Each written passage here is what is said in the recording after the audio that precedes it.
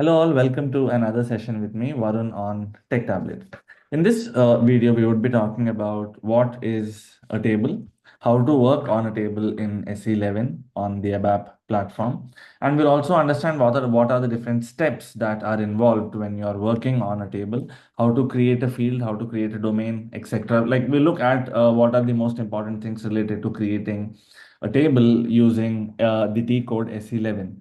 Now, while we are doing this, it is important for us to understand that it is this table that we usually consume in an OData service. Okay, so a table is pretty important when it comes to working on an OData service. All right, again, it doesn't mean table is everything, but yes, it definitely occupies a very important part. And now let us have an understanding of what is a table and how do we work on it. So when you're working on a table, we have different T codes. Okay, so the most important T code for us is SE11. Now, what happens is when you work with SE11, it opens the ABAP dictionary initial screen. So we'll just look at how to work on that. So this is the SAP launch pad or the logon pad, and here is the T code box. This is the first time that we are looking at an SAP screen. This is a server that I've taken for rent. If in case you're looking for anything like this, you could let me know in the chat box or you can directly mail to me. Anyhow, I would go to SE11, the T code, and here this is the place where you have all your table related information available. So here you can see you have the ABAP dictionary initial screen. So this is what I was talking about here. In the ABAP dictionary initial screen, you can update the following details. And then you have the dictionary, which is the maintenance table, all right? Or you can maintain the table from there. And in the fields screen, you can enter the details like field name, the key, the data type, etc. And once the maintenance is done, like after having filled all the required fields in the table, you can click on the save icon and you can maintain the table. I mean, once you have saved it, the table starts to get maintained. Then you can check it and then you can activate it. Please do not forget these two steps. They're very important. A lot of us forget it sometimes. We save it and we activate it. However, luckily SAP does show you the errors that it has. However, sometimes there might be a couple of errors that we might overlook if you do not do this process. And finally, once you activate it, you check if the table is properly formed. So this is exactly what we would be doing in this session. So here I have created, I have entered the T code SE11. I've come to this place, which is the initial screen. Now here I can check, if, there's any T code that if there's any table that I have. Now, let us say I remember the name of the table that it starts with, let us say the name of the table is Z sample, and I have a table with that name, but I don't kind of recollect if it is SAMPLE or SAMPL or what name it is after that. So you can just give in the alphabets that you remember from the word and followed up by the name star, and you can just hit on this button. It'll give you all the tables that are available for you. So I have one table that is Z sample one. I've just created this so we have a basic idea of what is a table and how it works.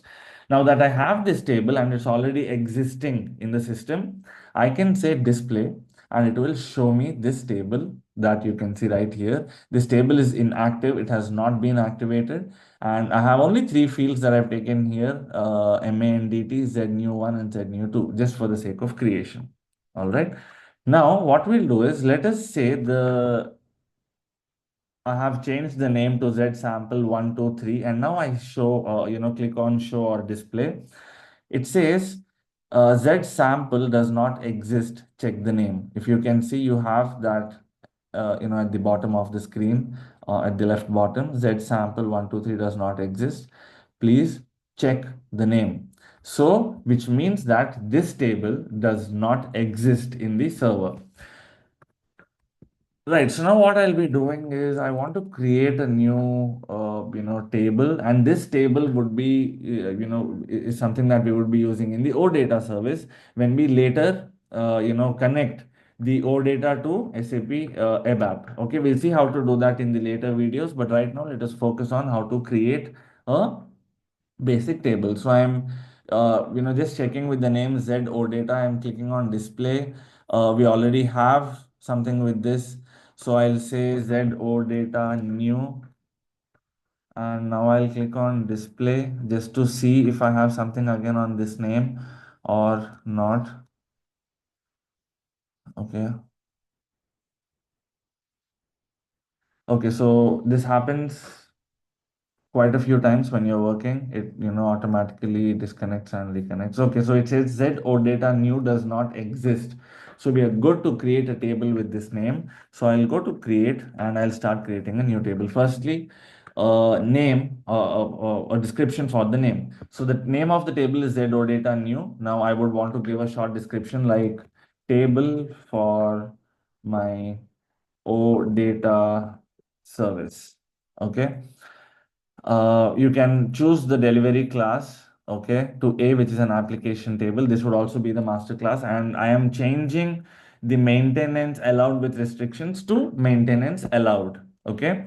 So this is with the delivery and maintenance tab. The attributes tab needs no special or specific changes. Now comes the fields part, which is the most important part for all obvious reasons. So here I will, enter the first client related field, which is MANDT. This is, okay, I think MANDT. Right. So now let us say you have multiple clients that you're using, then it is always better to, have this field included. So you can choose the client and make the required changes. Sometimes there might be tables where you might have to access the same table for different clients, or different clients have different tables, so you never know. It's always safe to ensure to keep this field, that is MANDT. Now this is a table for my employee or data service. Okay, EMPLOYE. Yeah, so now I would enter the different fields related to employee like ZEMP ID. Okay.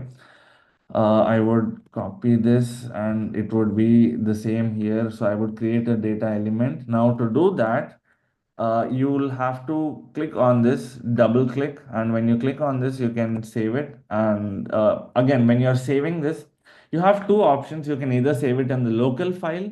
If not, you can save it in any package if you have created one. Like here, you can see we have Z PSD Prerna, we have Z Sneha, we have Z SN. So yeah, you can choose any of these. Right now, I do not want to choose any of these. I'll go with a local object. We'll see how to create uh, uh, a package in the next video, and probably you can save all your elements in that. We see that this data element is already active, which is good. I just want to check it again. No inconsistency is found. I'll activate it once again just to be on the safer side.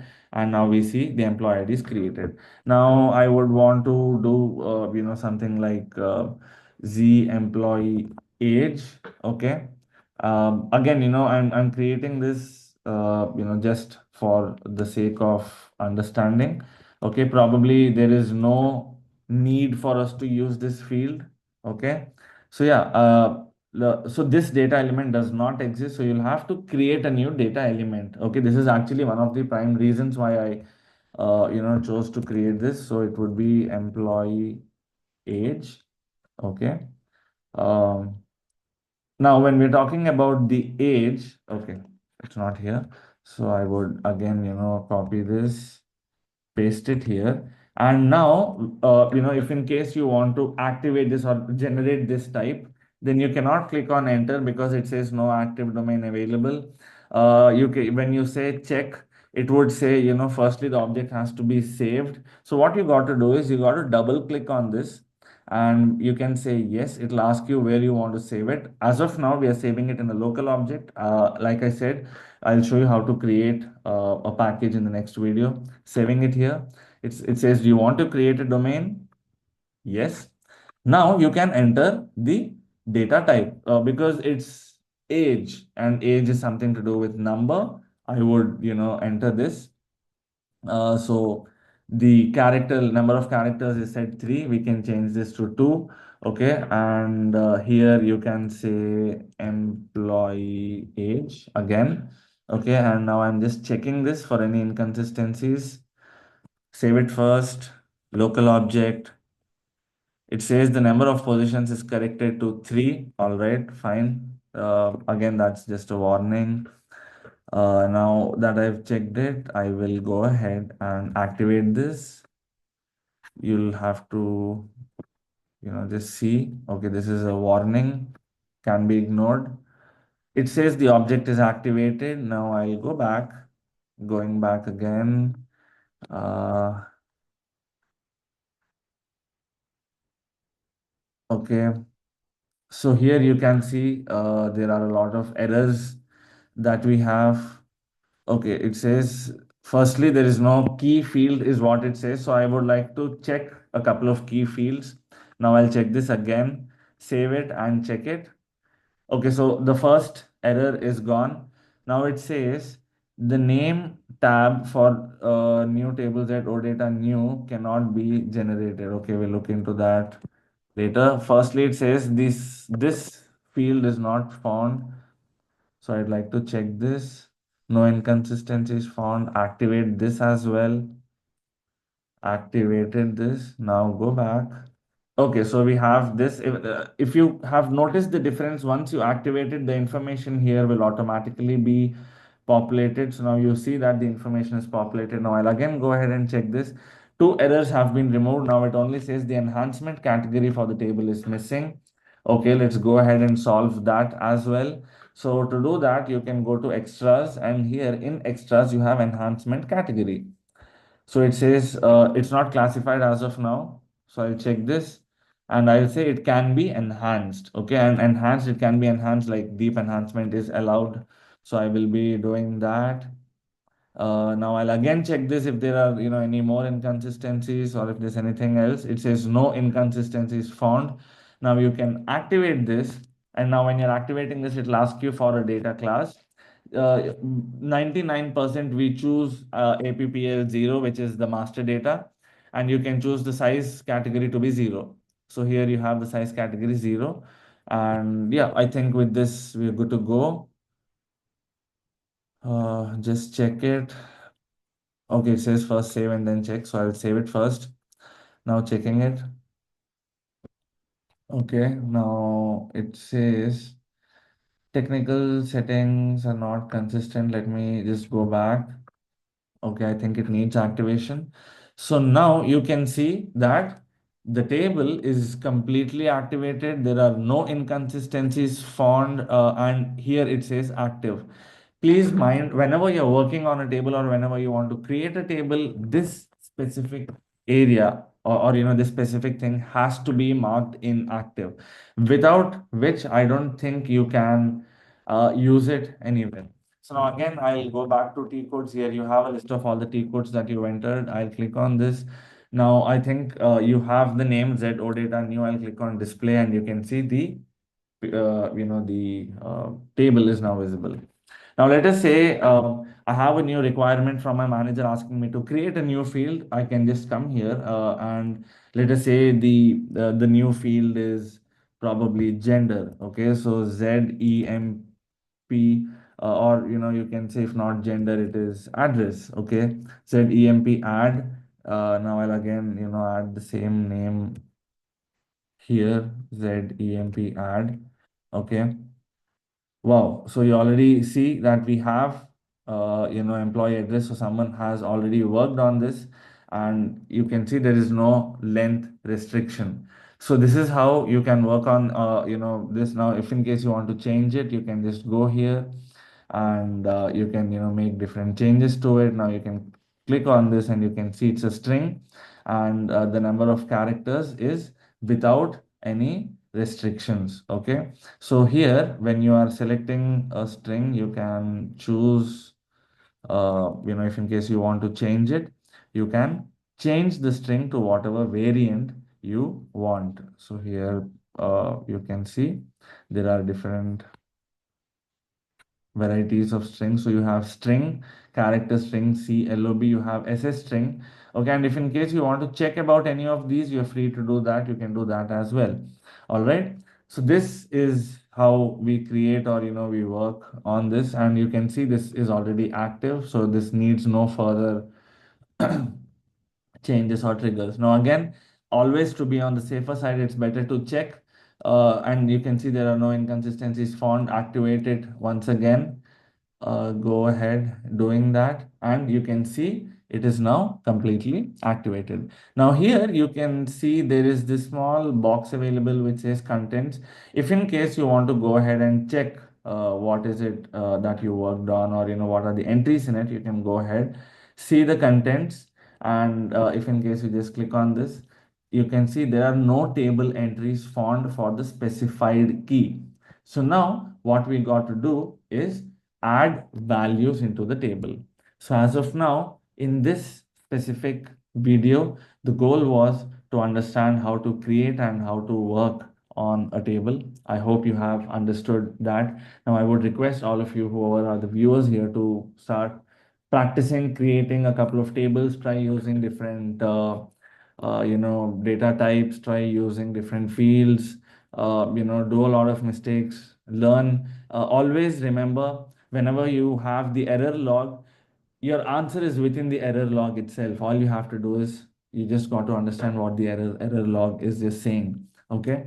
And in the next video, we'll look at two things. The first thing would be how to work on creating a package, and the second thing would be to work on how to once we worked on a package, the second thing would be how to add contents into it, because this is useful for an SEGW project. All right. So before we go into an SEGW project, we'll close the table topic completely. So you have information available in the table as well, because when you go into the project, you might have to understand how to use it.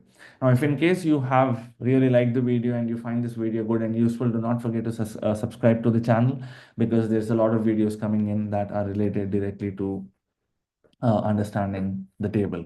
All right, thank you very much for being patient and listening out. If there's any queries that you have, I would be very happy to probably take them up in the queries section below. Thank you all.